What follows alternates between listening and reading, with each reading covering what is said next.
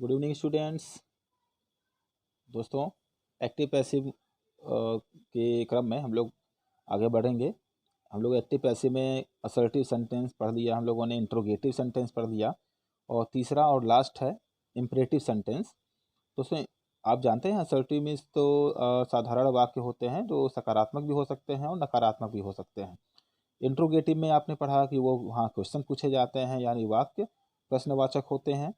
और तीसरा हम लोग जो पढ़ने जा रहे हैं इम्परेटिव सेंटेंस। बहुत सारे स्टूडेंट्स ऐसे हैं जिनको इम्परेटिव सेंटेंस ढूंढने में या पहचानने में काफ़ी दिक्कत आती है। तो मैं आपको बता दूं इम्परेटिव सेंटेंस को ढूंढा कैसे जाता है। देखिए दोस्तों, सबसे बड़ी पहचान तो यह है इम्परेटिव सेंटेंस की कि इम्परेटिव सेंटेंस हमेशा वर्ब से स्टार्ट होते हैं।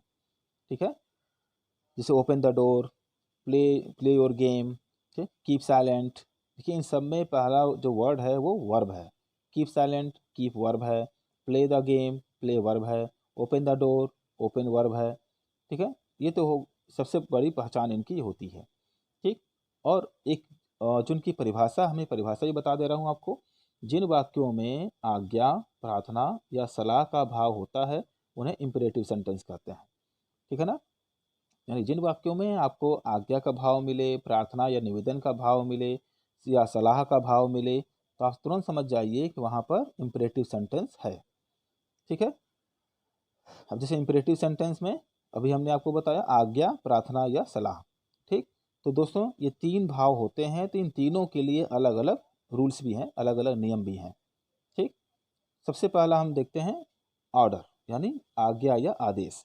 यानी यदि सेंटेंस में ऑर्डर का भाव है यानी आज्ञा का भाव है तो उस कंडीशन में हम एक्टिव वॉइस को पैसिव में कैसे कन्वर्ट करेंगे, उसका हम नियम आपको बताने जा रहे हैं। देखिए, ऑर्डर वाले सेंटेंस को, जिन वाक्यों में ऑर्डर हो, आज्ञा या आदेश का भाव हो, उन वाक्यों को हम तीन तरीके से एक्टिव से पैसिव में कन्वर्ट कर सकते हैं। ठीक है, पहला नियम, दूसरा नियम और तीसरा नियम। ठीक है, मैं बारी बारी से इन तीनों नियमों को बता रहा हूँ। आप देखिए, पहले तो ये दो जो नियम हैं हमें इन दो नियमों को ही फॉलो करना होता है। ठीक है ना, क्योंकि तीसरा जो नियम है इसकी एक कंडीशन है। अभी मैं इसको बताता हूँ क्या कंडीशन है। पहला और दूसरा नियम, इन दोनों में से आपको जो अच्छा लगे, जो आसान लगे, आप उस नियम को फॉलो कर सकते हैं। ये आपके चॉइस के ऊपर है। पहला क्या है, let plus subject plus be plus verb की थर्ड फॉर्म। ठीक है, ऑर्डर वाले वाक्यों को लेट से स्टार्ट किया जाता है, जो पहला नियम है पैसिव वॉइस बनाने का। ठीक है, तो लेट प्लस सब्जेक्ट, सब्जेक्ट जानते ही दोस्तों, ऑब्जेक्ट को सब्जेक्ट बनाया जाता है। तो एक्टिव वॉइस का जो ऑब्जेक्ट है वो पैसिव वॉइस का सब्जेक्ट हो जाएगा। फिर वर्ब की थर्ड फॉर्म, सॉरी पहले बी फिर प्लस वर्ब की थर्ड फॉर्म। ठीक है, यानी पहला नियम हमारा बना let plus subject plus be plus verb की थर्ड फॉर्म। ठीक है, अब देखिए मैंने और लिखा हुआ है, यानी आप इस नियम से भी पैसिव बना सकते हैं ऑर्डर वाले सेंटेंस को। तो पहला क्या सबसे पहले चाहिए, इसमें हमको पहले सब्जेक्ट चाहिए। ठीक है, सब्जेक्ट प्लस शुड बी। ठीक है, यहाँ दोस्तों ध्यान रखिएगा, शुड बी प्लस वर्ब की थर्ड फॉर्म। यानी यदि आप शुड का प्रयोग कर रहे हैं यानी शुड बी का प्रयोग कर रहे हैं तो आपको लेट का प्रयोग नहीं करना है। अगर आप लेट का प्रयोग कर रहे हैं तो शुड बी का प्रयोग नहीं करना है। ठीक है, ये ध्यान रखिएगा, शुड यूज करेंगे तो लेट का यूज नहीं करेंगे, अगर लेट का यूज करेंगे तो शुड का यूज नहीं करेंगे, क्योंकि दोनों ही अलग अलग रूल हैं ये दोनों एक ही भाव के लिए, ऑर्डर के लिए, लेकिन अलग अलग नियम हैं। आप चाहें तो इस रूल से बना सकते हैं, ठीक है, आप चाहें तो इस रूल से बना सकते हैं। ठीक, जैसे एग्जाम्पल है ओपन द डोर। ठीक है, तो हम सबसे पहले ऑब्जेक्ट ढूंढेंगे, ओपन व्हाट, आंसर मिला डोर। ठीक है, द डोर, तो द डोर सब ऑब्जेक्ट है, ये हमारा पैसिव वॉइस में सब्जेक्ट बन जाएगा। ठीक है, तो हम इसको दोनों नियमों से बनाकर आपको दिखाते हैं। पहला नियम लेट से हम बनाते हैं, late plus subject. Late plus subject क्या है, जो ऑब्जेक्ट है द डोर, यही हमारा सब्जेक्ट बन जाएगा। लेट द डोर, ठीक है, फिर बी, फिर वर्ब की थर्ड फॉर्म, वर्ब क्या था, ओपन। ओपन की थर्ड फॉर्म होती है ओपन। ठीक है दोस्तों, इसमें ऑब्जेक्ट नहीं लिखा जाता, यानी सब्जेक्ट को ऑब्जेक्ट बनाते हैं, लेकिन इम्परेटिव सेंटेंस में जो सब्जेक्ट होता है वो साइलेंट होता है, छुपा होता है। ठीक है, जैसे सेंटेंस क्या था, ओपन द डोर, दरवाज़ा खोलो। अब कौन खोल रहा है दरवाज़ा, किससे कहा जा रहा है, सामने वाले से, सामने वाला यानी यू। ठीक है, तो यू यहाँ पर एक्टिव में साइलेंट है, छिपा हुआ है, उसे पैसिव में भी हम साइलेंट ही रहने देते हैं, उसे ओपन नहीं करते हैं। ठीक है, इसलिए पैसिव वॉइस में इंपरेटिव सेंटेंस में ऑब्जेक्ट नहीं लिखा जाता। ठीक है, वर्ब की थर्ड फॉर्म तक ही लाकर कंप्लीट कर देते हैं। यानी हमारा लेट वाले रूल से पैसिव वॉइस बना let the door B opened. ठीक है, अब यदि हम सेकेंड वाले रूल से बनाना चाहें, इसमें हमको सबसे पहले सब्जेक्ट चाहिए और जो ऑब्जेक्ट है वही सब्जेक्ट बनेगा। ऑब्जेक्ट क्या था? The door. द डोर हो गया सब्जेक्ट। ठीक है, फिर शुड बी। ठीक है, फिर वर्ब की थर्ड फॉर्म, वर्ब क्या है? ओपन। ओपन की थर्ड फॉर्म होती है ओपेंड। तो the door should be opened. ठीक है दोस्तों, ये हमने दोनों नियमों से एक सेंटेंस जो कि ऑर्डर के भाव वाला सेंटेंस था उसको हमने कन्वर्ट कर दिया। ठीक है, अब बारी आई तीसरे नियम की। ये भी ऑर्डर के ही भाव को प्रकट करता है, ऑर्डर के लिए ही यूज होता है, लेकिन मैंने आपको भी कहा ना इसमें एक कंडीशन है। क्या कंडीशन है? You are order to plus same sentence. Same sentence का मतलब पूरा सेंटेंस वैसे ही उतार दिया जाता है, कोई भी परिवर्तन नहीं किया जाता, और सेंटेंस के आगे यू आर ऑर्डर्ड टू जोड़ देते हैं। लेकिन कब? क्या कंडीशन है? जब दोस्तों ऑर्डर वाले वाक्य में कोई भी ऑब्जेक्ट ना दिया हो, तब हमें इस रूल का प्रयोग करना है। ठीक है, यानी इस थर्ड वाले रूल का प्रयोग हम तब करेंगे जब कोई भी ऑब्जेक्ट सेंटेंस में ना दिया हो। ठीक, जैसे एग्जांपल मैं देता हूं आपको, गो देयर। ठीक है, गो देयर, वहां जाओ। दोस्तों साफ साफ सेंटेंस से पता चल रहा है कि गो देयर में ऑब्जेक्ट नहीं है। कैसे? गो वाट, क्या जाओ, कोई आंसर नहीं मिला। गो होम, किसको जाओ, इससे भी कोई आंसर नहीं मिला, यानी देयर यहाँ पर ऑब्जेक्ट नहीं है। ठीक है, तो यहाँ क्या चीज़ क्लियर हुई, क्या पता चला कि इस सेंटेंस में ऑर्डर का भाव तो है, यानी इंपरेटिव सेंटेंस है, लेकिन कोई ऑब्जेक्ट नहीं है। इस नाते इस थर्ड रूल का, जिसमें किसी भी सब्जेक्ट की ज़रूरत नहीं पड़ती, इस थर्ड वाले रूल का यूज़ करते हैं। ठीक है दोस्तों, एक चीज़ यहाँ की हमको समझ में आ गई कि ऑर्डर के जो सेंटेंस होते हैं उनमें यदि ऑब्जेक्ट दिया हो तो हमें लेट वाले रूल का यूज़ करना है या तो शुड बी वाले रूल का यूज़ करना है, यानी इन दोनों में से कोई भी रूल हम लगा सकते हैं। लेकिन यदि ऑब्जेक्ट नहीं दिया है और फिर भी ऑर्डर है तो हम थर्ड वाले रूल का यूज़ करेंगे। ठीक है, तो इस सेंटेंस को हम पैसे में कैसे कन्वर्ट करेंगे? इस सेंटेंस के आगे यू आर ऑर्डर्ड टू जोड़ देंगे और बाकी sentence same sentence. Same sentence का मतलब उस सेंटेंस को वैसे ही उतार देना है, कोई चेंज नहीं करना है। Go there. ठीक है, यानी सेंटेंस हमारा हो गया पैसिव में you are ordered to go there. ठीक, ये हो गया हमारा एक्टिव वॉइस का ऑर्डर वाला सेंटेंस, जो कि इंपरेटिव सेंटेंस को शो करता है। दोस्तों अब इसके बाद यदि रिक्वेस्ट का भाव है, यानी अगर इंपरेटिव सेंटेंस में रिक्वेस्ट का भाव है, रिक्वेस्ट का मतलब कैसे पता चलेगा कि सेंटेंस में रिक्वेस्ट है कि नहीं? रिक्वेस्ट का मतलब आप जानते ही हैं कि प्रार्थना या निवेदन किया जाता है। तो वाक्य को पढ़ने से ही यह क्लियर हो जाता है कि उसमें रिक्वेस्ट किया गया है कि नहीं। और वैसे भी ये तीन वर्ड हैं, प्लीज़, काइंडली या सर, ये तीन ऐसे वर्ड हैं ये सेंटेंस में आए होंगे और इनसे आप अच्छी तरह समझ रहे हैं कि इन तीनों का भाव हमेशा प्रार्थना या निवेदन का होता है। ठीक है, तो यदि सेंटेंस में प्लीज़, काइंडली या सर आया हुआ है तो इनके स्थान पर यू आर रिक्वेस्टेड टू लिख दिया जाता है। ठीक है, इनको हटा करके इनकी जगह पर यू आर रिक्वेस्टेड टू लिखा जाता है। ठीक है, तो क्या रूल बना हमारा? You are requested to plus same sentence, यानी यू आर रिक्वेस्टेड टू लिख करके जो सेंटेंस हमारा था एक्टिव का उसे वैसे ही आगे जोड़ दिया जाता है, आगे उतार दिया जाता है, कोई भी चेंज नहीं करते हैं। ठीक है, एग्जाम्पल देख लीजिए, please open the door. Please open the door. ठीक, तो प्लीज, प्लीज का मतलब जानते ही हैं आप दोस्तों, रिक्वेस्ट। रिक्वेस्ट है तो यानी प्लीज को हटाकर हम क्या जोड़ेंगे? यू आर रिक्वेस्टेड टू, बाकी सेंटेंस जो बचा ओपन द डोर, ये वैसे ही इसमें जोड़ देना है, same sentence, open the door. ठीक है, you are requested to open the door. ठीक, और एग्जांपल देख लेते हैं, सर मार्क मी प्रेजेंट। ठीक है, सर मार्क मी प्रेजेंट। अब सर यानी कि अपने से सीनियर को ही कहा जाएगा या अपने टीचर को कहा जाएगा, यानी रिक्वेस्ट कि मुझे भी प्रेजेंट कर दीजिए। तो रिक्वेस्ट किया जा रहा है, तो सर अभी हमने ऊपर बताया ना कि सर प्लीज़ या काइंडली आने पर हम इनको हटा करके इनके स्थान पर यू आर रिक्वेस्टेड टू लिखते हैं। तो सर की जगह पर क्या लिखेंगे, यू आर रिक्वेस्टेड टू। ठीक है, अब फिर बाकी जो सेंटेंस बचा उसको वैसे उतार देंगे, मार्क मी प्रेजेंट। ठीक ठीक है दोस्तों, एक और एग्जांपल दे दे रहा हूं मैं काइंडली का भी। Kindly help the poor. Kindly help the poor. Kindly आया है, यानी यहाँ भी रिक्वेस्ट है, गरीबों की मदद कीजिए। तो काइंडली को हटाकर हम क्या लिखेंगे, यू आर रिक्वेस्टेड टू। ठीक है, अब बाकी सेंटेंस जो बचा उसको उतार दीजिए, हेल्प द पुअर।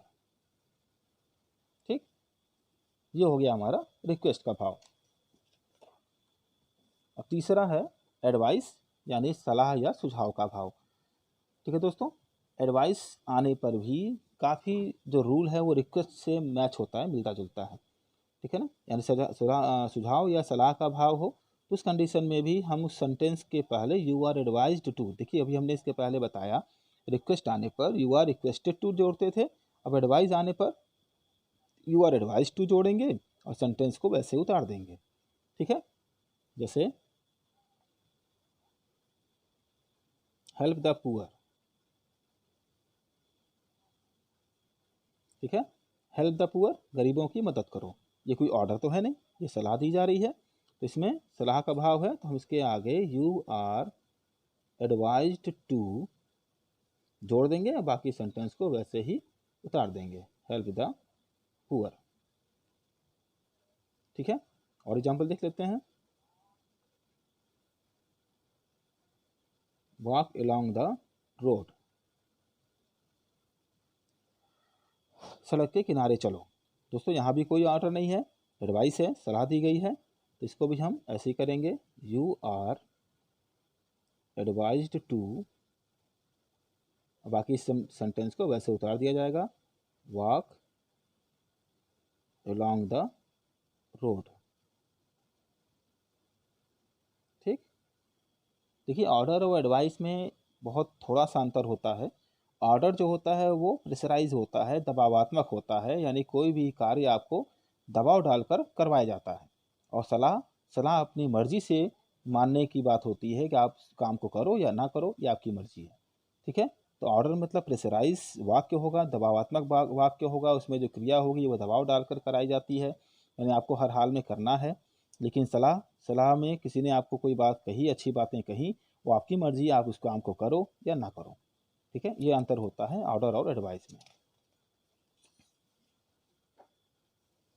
अब दोस्तों देखिए इम्परेटिव सेंटेंस में भी नेगेटिव सेंटेंस होते हैं, जो अभी हम लोगों ने पीछे पढ़ा, ऑर्डर, रिक्वेस्ट और एडवाइस के वाक्य वो नेगेटिव में भी आते हैं। ठीक है ना, यानी इम्परेटिव सेंटेंस के जो नेगेटिव वाक्य होते हैं वो डोंट से स्टार्ट होते हैं। ठीक है, जैसे don't go there, don't waste your time, please don't mind your language, या please don't sit here. Don't का इस्तेमाल हमेशा होता है इन नेगेटिव वाक्यों में, नेगेटिव सेंटेंस में, इम्परेटिव के। ठीक, तो अगर डोंट वाले वाक्य से ऑर्डर का भाव है, यानी आज्ञा या आदेश का भाव है, तो दोस्तों रूल वही है जो अभी मैंने पीछे बताया, बस ये एक चेंज होता है नेगेटिव होने की वजह से, क्योंकि डोंट नेगेटिव है, तो नेगेटिव होने की वजह से बस जहाँ हम लोग बी लिखते थे वहाँ हमें नॉट भी कर देना है। ठीक है, बी के पहले नॉट लिखना है, जैसा पहले भी हमने बताया हुआ है टेंस में भी कि नॉट हमेशा सब्जेक्ट के बाद जोड़ते हैं और बी के पहले, बी के बाद नहीं। ठीक है, तो अगर हम इस रूल से बनाना चाहते हैं लेट वाले से, तो हम बनाएंगे late plus subject plus not be plus verb की थर्ड फॉर्म। ठीक है, अगर हम दूसरे नियम से बनाना चाहते हैं शुड वाले से, सब्जेक्ट प्लस शुड, सॉरी यहाँ दोस्तों नॉट छूट गया है, शुड नॉट बी ठीक है। Subject plus should not B plus verb की थर्ड फॉर्म। बी के पहले हमेशा नॉट लिखना, बी के बाद कभी नहीं, ठीक है। और अगर ऑब्जेक्ट नहीं है सेंटेंस में, एक्टिव वॉइस में, तो उस कंडीशन में हम इस वाले रूल का यूज़ करेंगे। यहाँ भी हमको ध्यान रखना है, नॉट का यूज टू के पहले करना है, टू के बाद नहीं। You are ordered not to plus same sentence, ठीक है। एग्जाम्पल देखते हैं। कई बहुत सारे बच्चे इन छोटी छोटी मिस्टेक छोटी कर डालते हैं, जिसकी वजह से उनका सेंटेंस रॉन्ग हो जाता है, ठीक है। कॉम्पिटिटिव एग्जाम्स में भी इस तरह की मिस्टेक बहुत होती है। तो रूल्स अच्छी तरह से याद रखिए आप लोग, कि आपके ये सेंटेंस गलत ना हो।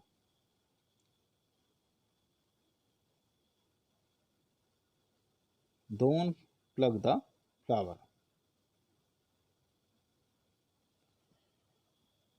डोंट प्लग द फ्लावर, फूल मत तोड़ो। दोस्तों आदेश है, ऑर्डर है, तो ऑर्डर के लिए हम सबसे पहले लेट वाले रूल का यूज़ कर रहे हैं। हमें सबसे पहले लेट लिखना होगा, लेट के बाद सब्जेक्ट चाहिए, सब्जेक्ट ऑब्जेक्ट को बनाते हैं। तो पहले ऑब्जेक्ट ढूंढ लीजिए, ऑब्जेक्ट है क्या। वर्ब पहले ढूंढना होगा, वर्ब क्या है, प्लक। प्लक के बाद ही हमको ऑब्जेक्ट मिलेगा। प्लक वाट, प्लक वाट, तो आंसर मिला द फ्लावर। द फ्लावर हो गया सब्जेक्ट। द फ्लावर, ठीक है। लेट द फ्लावर नेगेटिव है तो नॉट बी, फिर वर्ब की थर्ड फॉर्म, प्लग की थर्ड फॉर्म क्या होती है दोस्तों, plugged. Let the flower not be plugged, ठीक है। वो हम दूसरे वाले रूल से बनाना चाहें, शुड वाले से, तो इसमें हमको पहले सब्जेक्ट चाहिए। सब्जेक्ट क्या है, जो ऑब्जेक्ट था द फ्लावर वही सब्जेक्ट होगा। द फ्लावर शुड, ठीक है, नॉट बी नेगेटिव है, वर्ब की थर्ड फॉर्म, वर्ब क्या है, plugged. The flower should not be plugged, ठीक है। एक और एग्जांपल ले लेते हैं तीसरे रूल के लिए। Don't go there, don't go there, वहाँ मत जाओ, ये भी ऑर्डर है लेकिन निगेटिव में है। लेकिन और एक चीज़ और कि यहाँ पर ऑब्जेक्ट नहीं है, ठीक है। इसे भी हम इस थर्ड रूल से बनाएंगे जो हमने अभी आपको बताया। You are ordered not to plus same sentence, क्योंकि जिन वाक्यों में ऑर्डर ऑब्जेक्ट नहीं होता उन्हें हम इस रूल से बनाते हैं। You are ordered not to, ठीक है। सेंटेंस को वैसे उतार देंगे दोस्तों, डोंट नहीं लिखना है, डोंट सब में हटा देना है। नॉट टू गो देयर, ठीक है। You are ordered not to go there. दोस्तों एक्सरसाइज आप करिएगा, ज़्यादा से ज़्यादा एक्सरसाइज करिएगा, तभी आपको ये सारी चीज़ें अच्छे से समझ में आएंगी। और ये अगला देखते हैं।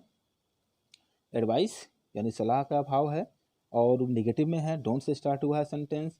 यहाँ भी रूल वही रहेगा, बस हमें करना क्या है, टू के पहले नॉट जोड़ देना है, यानी you are advised not to और सेम सेंटेंस, डोंट को हटा करके। एक्टिव देख लीजिए इसका कोई एक sentence. Don't waste your time, don't waste your time, अपना समय बर्बाद मत करो। एक सलाह दी जा रही है, नेगेटिव में है, तो इसको हम बनाएंगे। दोस्तों रिक्वेस्ट और एडवाइस के लिए कोई ऑप्शन नहीं है, केवल एक ही रूल है, हमें इसी रूल से बनाना होगा। You are advised not to, तो दोस्तों याद रखिएगा नॉट टू लगाना है, नॉट का प्रयोग टू के पहले करना है, आर के बाद नहीं। यहाँ मत कर दीजिएगा you are not advise to, ये गलत हो जाएगा। हमें नॉट का प्रयोग टू के पहले ही करना है। You are advised not to, अब डोंट को हटाकर बाकी जो बचा उसे ऐड कर दीजिए, वेस्ट योर टाइम, ठीक है दोस्तों। You are advised not to plus same sentence, उसी से हमने इसको कन्वर्ट किया। अगला है रिक्वेस्ट। रिक्वेस्ट का भाव हो यानी प्रार्थना या निवेदन है और नेगेटिव में है, डोंट से स्टार्ट हुआ है सेंटेंस, ठीक। तो इस कंडीशन में भी हमको यही ध्यान रखना है। You are requested not to plus same sentence, यानी यू आर रिक्वेस्टेड टू के बाद हमें नॉट टू, टू के पहले नॉट लगाकर सेंटेंस पूरा उतार देना है। लेकिन यू रिक्वेस्ट के जो भाव प्रकट करने वाले शब्द होते हैं, प्लीज़, काइंडली या सर, उन्हें हटा देना है। एग्जाम्पल देख लेते हैं। Please don't sit here, please don't sit here. ठीक है, देखिए प्लीज़ है यानी रिक्वेस्ट, और डोंट सिट हियर, डोंट आया है, डोंट यानी निगेटिव है। ठीक, तो हम इसमें रिक्वेस्ट के रूल को फॉलो करेंगे। प्लीज़ को हटा करके क्या लिखेंगे, यू आर रिक्वेस्टेड। निगेटिव है यानी नॉट टू। दोस्तों इसका बहुत ध्यान रखिएगा, निगेटिव है या नहीं है इसको देखते हुए सेंटेंस को आप पैसिव में कन्वर्ट करिएगा। नॉट टू, ठीक है, तो प्लीज़ भी हट गया और डोंट भी हटा देते हैं, दोनों चीज़ें हट जाती हैं। ठीक है, क्योंकि रिक्वेस्ट की वजह से प्लीज़ हट गया और नेगेटिव की वजह से डोंट हट गया। अब बाकी क्या बचा, सिट हियर। सिट हियर हम नीचे जोड़ देंगे, you are requested not to sit here. ठीक है, ये हो गया हमारा active voice passive voice complete.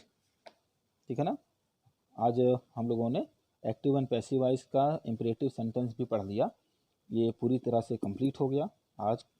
और आशा करता हूँ कि आप लोग एक्सरसाइज भी बहुत कर रहे होंगे, बहुत सारी, और इसकी जानकारी आपको अच्छी तरह से हो रही होंगी। जो जहाँ भी आपको कोई भी सेंटेंस में दिक्कत हो, फंसे आप, वो मुझे ज़रूर भेजें, वो कमेंट करें और मैं इसका आंसर आपको दूंगा, ताकि आपकी स्टडी, आपकी पढ़ाई जारी रहे, चलती रहे। और कल हम लोग एक्टिव पैसिव के केवल एग्जाम्पल्स करेंगे। ठीक है ना दोस्तों, कल की क्लास ज़रूर अटेंड करिएगा, वीडियो ज़रूर देखिएगा।